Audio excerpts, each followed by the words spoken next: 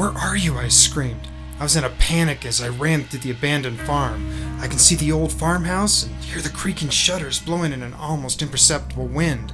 I can notice all this, but I can't find her. She's not in the old house. Why wasn't she in the old house?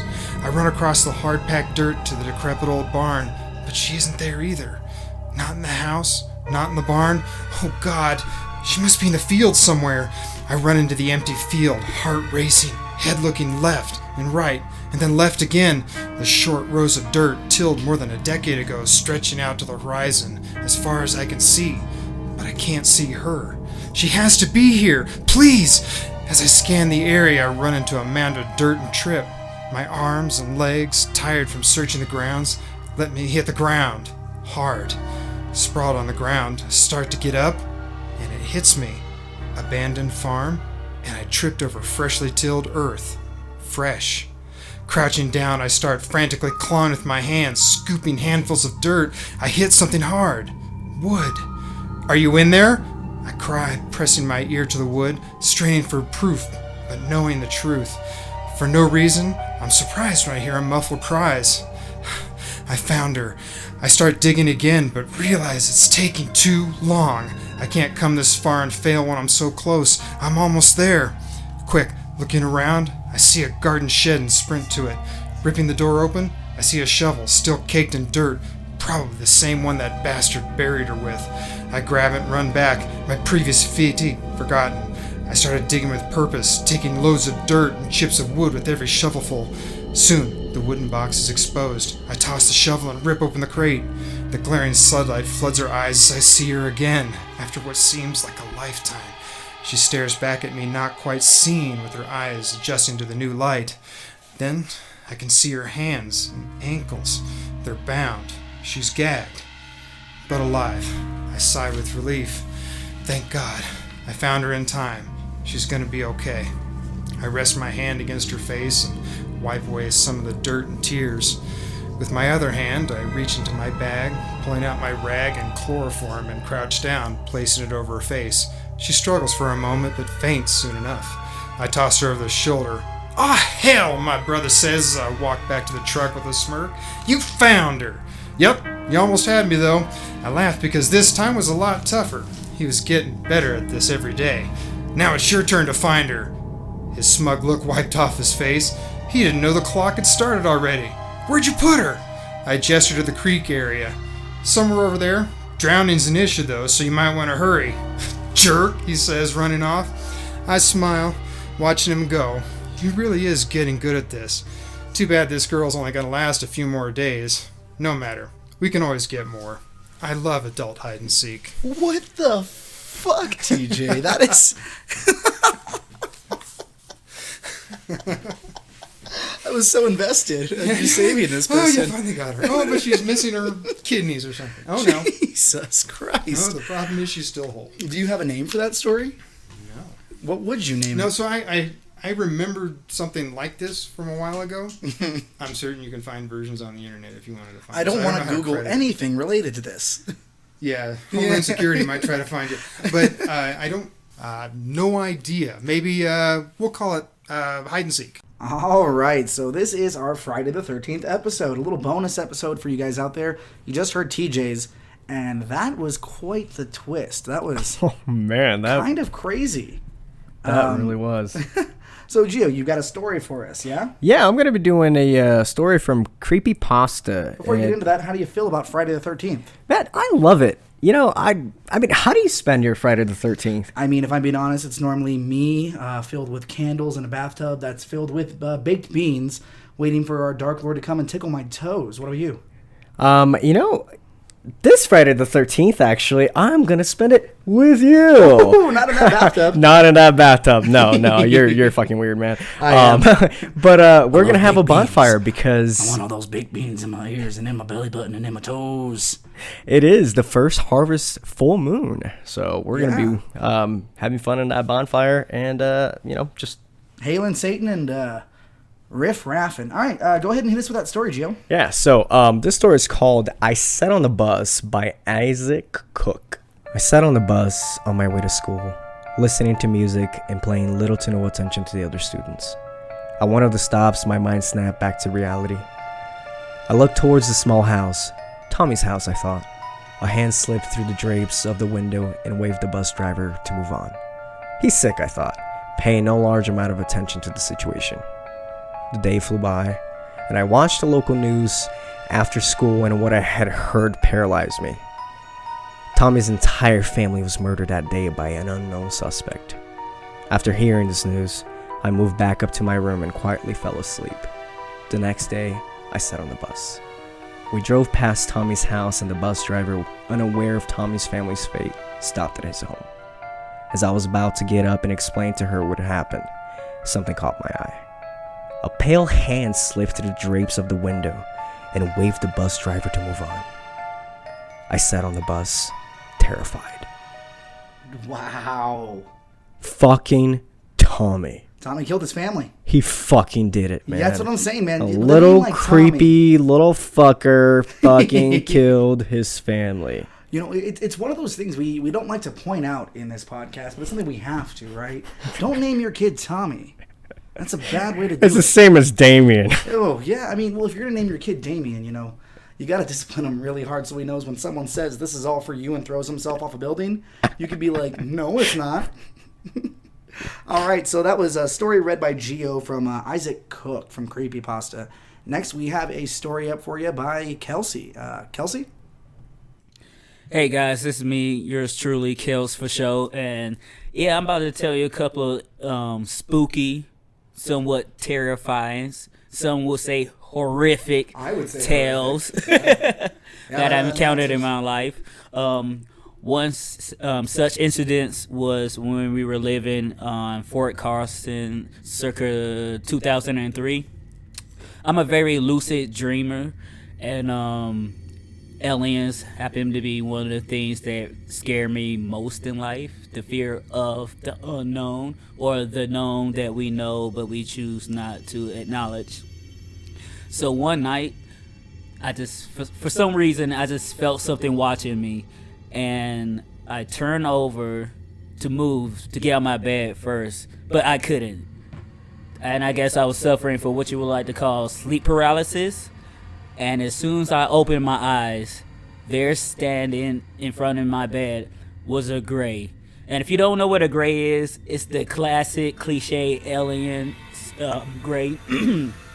Big eyes, bald head, slender frame. But this in particular one was short and stocky, and I just stared at it, and it was like a shadowy figure, but from the moonlight coming through my blinds, I could see the gray, and the reflection in his eyes was my eyes looking back at this motherfucker. He and was I'm just thinking, probably so. We all are aliens. Damn. Like, for real. What if we're the aliens? I know, right? But I can't think like that because my paranoia will make me judge everyone if they were on some V Men in Black shit, and I would not be able to function. And side note, it was when the fifth kind came out, or the fourth kind, the alien movie that was supposedly based on real footage of aliens and virgins, Richard Dreyfuss and Mila Djokovic. Yeah. Fifth Element? No. She was in that one too. No, she wasn't. Yes, she was. It's called The Fourth Kind. Look it up. The owl? Yes. Okay. And they had the real footage versus that stage active footage. So my ass, we was high as shit at the boys' Ross crib. That trailer came on, and then something happened that made me question reality. What was it? It was something fell. But I didn't know what caused it. But then I was thinking to myself, what if they want me to believe that occurred, but it really didn't? And I'm just bugging out. I'm starting to cry because, like, yo, I don't know. Did anyone react when you started Yes, they were crying? all laughing their asses off. Like I would too. I was like, nigga, shut the fuck up. It's called gravity. It's called gravity. We've known like, that relax. for quite some time. But no, that's how internalized my fear of aliens is. Once I know clearly isn't anything happening, I'd be like, aliens. And real true story, after I saw The Fourth Kind in theaters, I didn't sleep that whole night. I was going to get a little more graphic. Like, I tried to do a lot of things. You spanked it. No. I spanked her. I'm trying to be a gentleman. You beat the alien out of her, which I tried to, like, then I was like, nope, still awake. Still awake. I didn't sleep until about like 7:15 in the morning. So did you end up exchanging information with this Gray, or was it just kind of like... Hell no, like, as soon as I saw him, we had that eye-to-eye contact. I blinked, and that motherfucker was gone. Just like that. Damn. But, also side note about aliens, one time I saw these lights in the fountain area. It was like 3, and they did like a zigzag motion. It was like out of there, Too Fast, Too Furious with it, intergalactic. But I was like, all right, man, I know what I think that is. That's some UFO shit. That's some spooky shit. But whatever, I keep that internalized to myself. Then I was talking to my homegirl, Natalie. Just chit-chat. Classic Natalie. Yes, always. And I happened to mention something, and then she brought up how her dad had saw 3 lights in the sky the other day, zigzagging around. That's when you run, Kelsey. And I was like, hold up, what? Hit rewind, put it down and flip it and reverse it. Missy Elliott, that noise. Missy that shit, yes. We might have to edit it out, but whatever, keep it fine. All right, cool, whatever. Life's not perfect. If it was, there would be no hot dogs. Yeah, if every hot dog or if every pork chop was perfect, we wouldn't have hot dogs. Exactly. That's like a sugar quote. Exactly. And I'm sitting there like, I didn't even bring this shit up, and she told me what her dad saw, and it's exactly shit I saw. So I'm not crazy in that sense. Unless you are both crazy, which I don't think well, actually, I do think I'm actually crazy of some degree, but then again, I think we all are in some way. So it's one of those like loops. Like, if you're crazy, we're all crazy, then no one's crazy, but just keep it on a level where you're not walking down the street saying that to yourself, and I think you'll be fine. Out loud or in my mind? I mean, you can say anything in your mind. Thank you. I'm trying to tell people. I'm not even getting that tangent. All right, did you have a second story for us? Yes, real quick. My homegirl Katie, shouts out to Clover. She had a timeshare that she has where her pops have a condo up in Winter Park, right? Mm-hmm. So we all going up there, for the weekend, have a good time. And then all the cars had to pull over because they was trying to say, like, there's a winter storm advisory, there's blizzard type conditions coming down the mountains, so we gotta shut down the whole road. We was like, word. But then she called the homie that she knew that was already up in the cabins. It was like, the fuck y'all talking about? It's clear skies, man. No. What are you talking about? Then was like, and she's like, no, there's a advisory. You can't drive up because the snow is coming. It hits several places up there. They got it all blocked off. You go to the Weavers on the radio looking at the National Weather Services stuff on the radio. It's just They said nothing. Like, well, they said you can't drive. The conditions are bad. Yada yada yada. It was like, that's crazy. And then they started laying all the cars through, and not one car had a snowflake on it, no moisture. How you telling me that all this snow, this hail, this wind is pouring down up in this area and it's not? Why would you do that?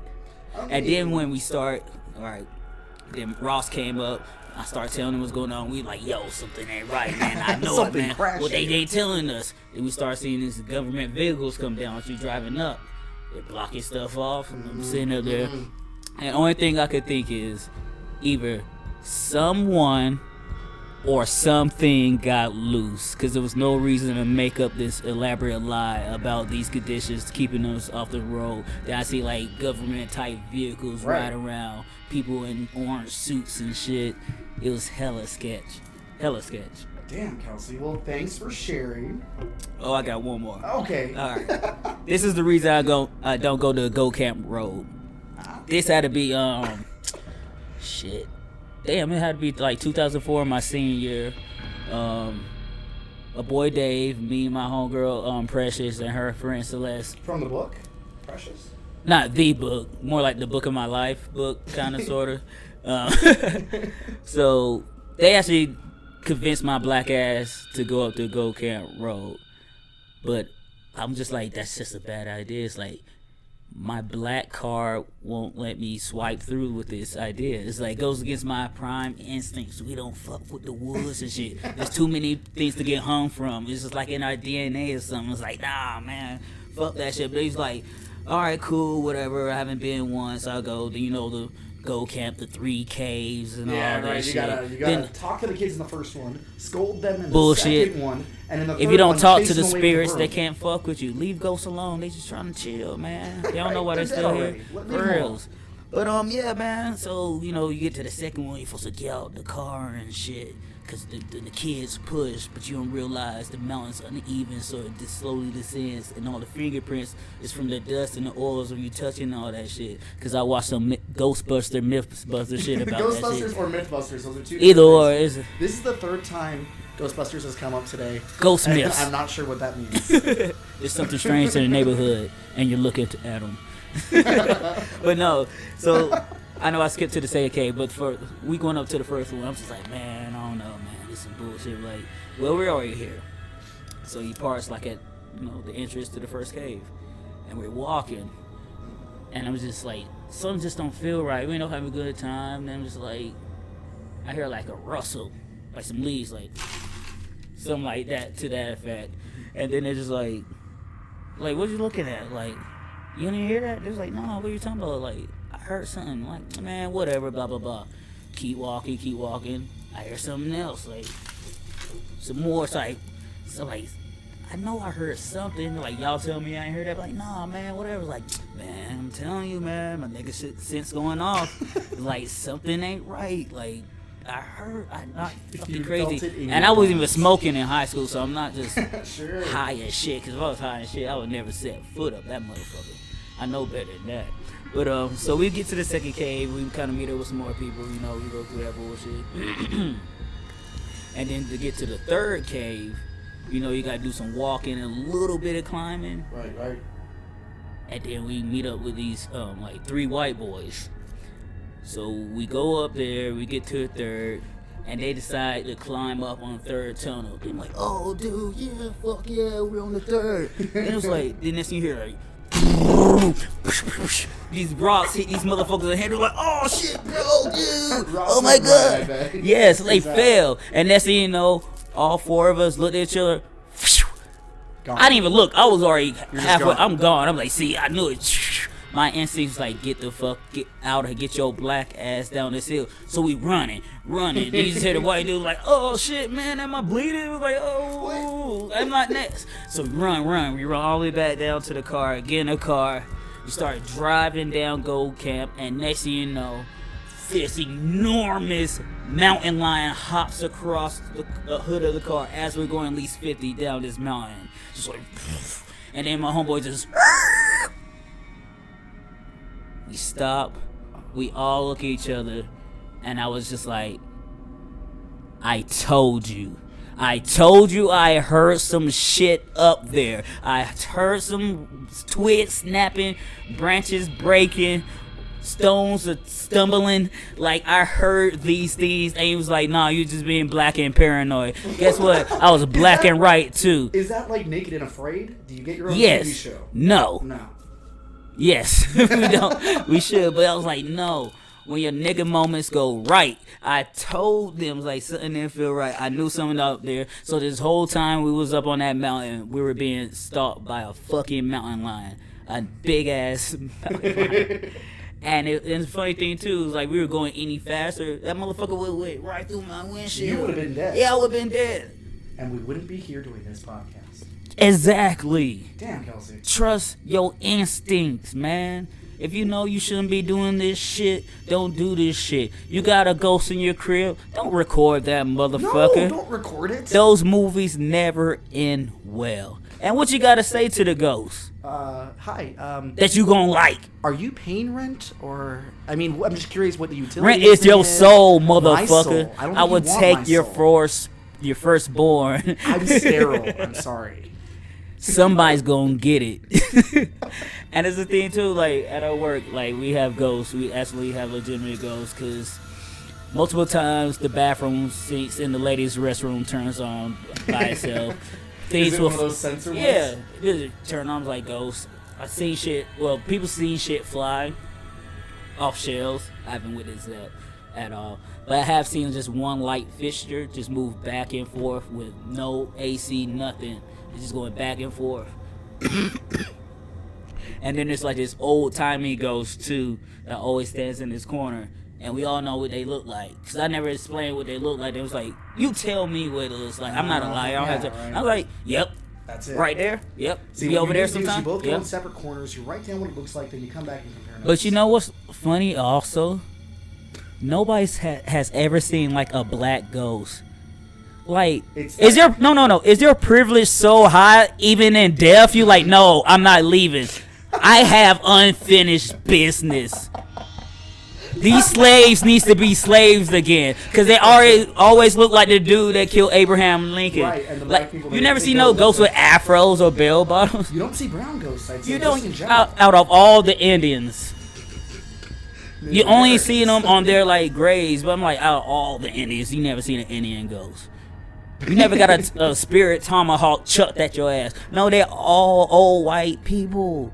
Like, damn, Karen, you still want to talk to the manager? Why is your dead ass still in this restaurant? Peace the fuck out. That's what I'm talking about, man. Shit like these that. are the real issues, and this is why we do this show. This is to bring you the real questions that we want answered. So, email us at escaping.podcast@gmail.com and let us know what you think. Kelsey, thank you for the stories, man. Oh, you're welcome. All right, and Gio, you have another story for us. So this one's called The Statue. It does not have a source. It was just written by Anonymous. And I'm going to go right into it. A few years ago, a mother and father decided they needed a break. So they wanted to head out for a night on the town. They called their most trusted babysitter. When the babysitter arrived, the two children were already fast asleep in their bed. So the babysitter just got to sit around and make sure everything was okay with the children. Later that night, the babysitter got bored and wanted to watch TV. But she couldn't watch it downstairs because they did not have cable downstairs. Parents really didn't want children watching too much garbage. Right, the late night TV, Stars United or whatever, Skinamax. So she called them and asked them if she could watch cable in the parents' room. Of course, the parents said it was okay, but the babysitter had one final request. She asked if she could cover up the angel statue outside of the bedroom window with a blanket or cloth because it made her really nervous. The phone line was silent for a moment, and the father who was talking to the babysitter at the time said, "Take the children out. Get out of the house right now and we'll call the police. We don't own an angel statue." The police found both of the children and the babysitter slumped in pools of their own blood within 3 minutes of the call. No statue was found. Oh, I mean, did they even leave the babysitter with enough money to take out the kids somewhere nice? Or was they were asleep. I mean, he said take them out. So, okay, that sounds or maybe like she took them out because, like he said, take them out. Like she slashed their throats and then slashed her own. That is a good listener, and that's hard to find in a relationship these days. Someone who's going to, not only hear you, but act on that, So, awesome, man. I guess we'll end it with a story that I have, a little close to my heart. So this is a story a little close to my heart, and it's a true story. So if you watch Scary Things and you hear the based on a true story thing and that freaks you out too much, maybe stop right here. Otherwise, this story is called Trust. I was at work. It was just like any other shift, slowing down towards the end, just me and the computer scrolling through Facebook, posting memes. White hot memes. White hot memes. I didn't think too much of the night. How could I? I was so absorbed with social media that nothing else seemed to matter. I think I felt it before anything. It was almost like a sixth sense. I can't quite explain it, except there was something in my stomach that was wrong. Something evil. It was about 30 minutes to close before I realized this was where it all started. I trusted. I believed that I was the one in control, that I was the one who could make this situation or break this situation, and I would choose to make it. I would always choose to make it. Never would I falter, never would I fail. I would always make it to the goal before everything went wrong. I pulled up an empty piece of paper, wrote on it, "Closed early, for personal reasons." I thought that would be enough. I believed that would be enough. I trusted that would be enough. and I let out a fart. But that fart had baggage, like we all have baggage. It brought it with it. And this was not an airline that allowed carry-ons. No, this one you had to check your bags. But my fart did not check the bags. My fart brought those through the gate without paying a fee, except I would pay that fee. For this was no mere fart. This was poo-poo. I felt it in the back of my shorts and waddled to the bathroom. I had just gotten cleaned up and looked at myself in the mirror, full of shame, full of disappointment. How could I ever trust again? How could I ever believe that I was the one in control, that I would make it? It was about 15 minutes to close at that point, and I figured, what's the point in opening? I smell like shit. As I turned away from the door, I heard it. No. I put a sign up. I said we were closed early. No. I turned around and there was a fat man outside the door, staring at me angrily. We're closed. He shook his head. Sir, we're closed. I pantomimed at a watch that I wasn't wearing, all knowing that I still smelled like shit. He pointed at the hours, I pointed at the sign. We stared at each other, unblinking. God, I felt like I could shit again right there. He left, and I knew he would write a horrible Yelp review.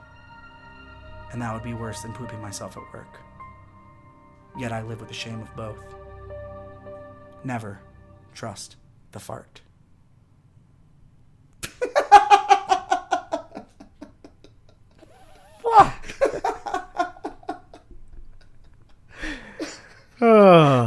And that was Daniel. Yeah, that was my story. That fits his MO. Everybody. You know, that definitely fits his MO. It was so bad. Like, the chair at work might be ruined. It's, oh my God. It's one of those things where I shouldn't have done it. I shouldn't have done it. But, you know, you live, you learn, you wipe yourself off, you dunk your butt in some water, and you're good to go. All right, we've come to the end of the show. Thank you guys for listening. This was our bonus Friday the 13th special, mini-size, bite-size, super long, convoluted name for an episode. We don't have a song to leave you with. We just hope you have a great night. Actually, we do have a song to leave you with. Kelsey here is going to spooky freestyle rap in his words. So buckle up, get ready, because here he goes. Kelsey? Yo, here it goes, Crazy K all day, and this is a freestyle that's gonna be spooky. Ooh, the beat, the rhyme, it's off a bit, but here I go with some ghostly shit. Yeah, that means it moves right through you. It sounds like I'm rhyming. Wait, we gonna start this over. That was our spooky freestyle special. Thank you, Kelsey, for that time. We will see you guys on Wednesday with our new episode. That's going to be all about anime and manga. So check that out. Check us out on our Facebook, and have a great Friday the 13th. Stay on Cannon, y'all. Remember, there can only be one chum bucket. Hey, yo, let your soul be the escapee.